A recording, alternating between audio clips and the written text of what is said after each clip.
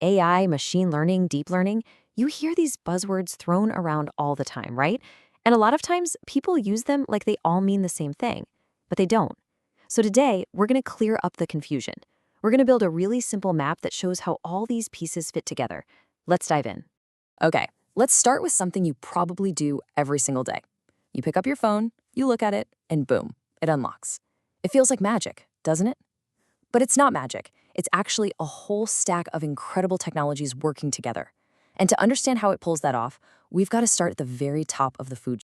So we're starting with the biggest idea of them all, the one that everything else falls under: artificial intelligence. This is the absolute foundation of our whole conversation. Now you'll notice this definition is really, really broad, and that's on purpose. See, AI isn't just one single thing. It's a whole field of study. It's this grand ambition to build machines that can think, see, and make choices. You know, all this stuff we usually think only humans can do. So, I want you to picture a giant circle, just a big, empty circle. That's artificial intelligence. It's the whole universe for our topic today. Every other term we're about to talk about fits inside this big circle. So, if AI is the big goal, how do we actually get there? Well, for a long time, the idea was to write a rule for everything. I mean, endless lines of code trying to predict every possible scenario. It was clunky and it broke all the time. But then a totally different idea came along. What if, instead of teaching machines the rules, we could get them to learn for themselves, just by looking at data? And that brings us to machine learning, or ML for short. Now, here's the most important thing to get right. ML is a subset of AI. It's not some separate thing competing with AI. It's a specific way of doing AI. It's the shift from hand-coded rules to learning from examples. This really shows you the before and after. The old way? A programmer sits down and tries to write, if you see pointy ears and whiskers and a long tail, then it's a cat. But what if the cat's hiding its tail? The program fails. The new way? We just show the system a million pictures of cats and say, you figure it out, and it does. It finds patterns way more complex than we could ever write down ourselves. It's just a much, much smarter way to work. Okay, so let's get back to our drawing. We've got that big AI circle, right? Now we draw a smaller circle right inside of it. That's machine learning. This visual tells you everything you need to know. All machine learning is AI, but not all AI is machine learning.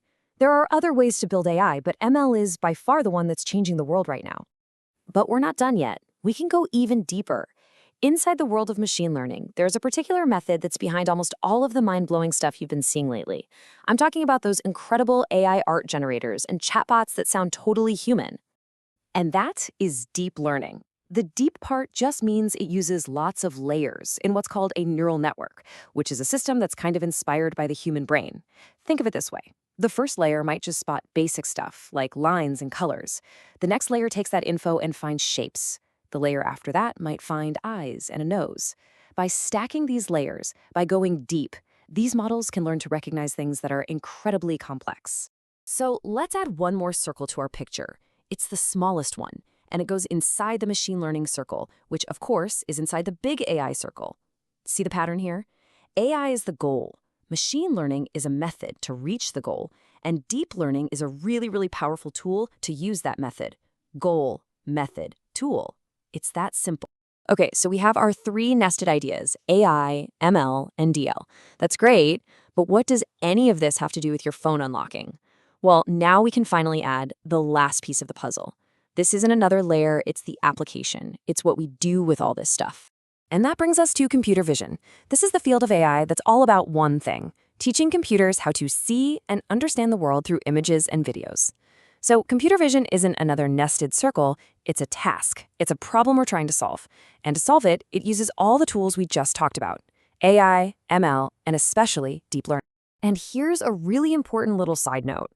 While your phone's fancy face unlock definitely uses deep learning, the field of computer vision has actually been around for decades, way before these new techniques. It also includes a bunch of older, more traditional methods. And that just goes to show you that computer vision is a whole domain of problem solving. It just uses whatever the best tools are at the time. All right, let's pull it all together now and look at the complete picture from top to bottom. And there it is, our hierarchy. You've got artificial intelligence, the big overarching goal. You have machine learning, which is a method for getting there. Then you have deep learning, a super powerful type of machine learning. And finally, you have an application like computer vision, which uses all of those tools to give a computer the sense of sight. We went from a huge abstract idea all the way down to a very specific, powerful capability. So, we started with a really simple question about your phone, and we ended up with a map of how modern AI really works. And this map doesn't just explain your phone, you know? It's the same logic behind self-driving cars, medical scans that can spot diseases, and so much more. We've basically given machines one of our most fundamental senses. The only real question left is, what will they help us discover next?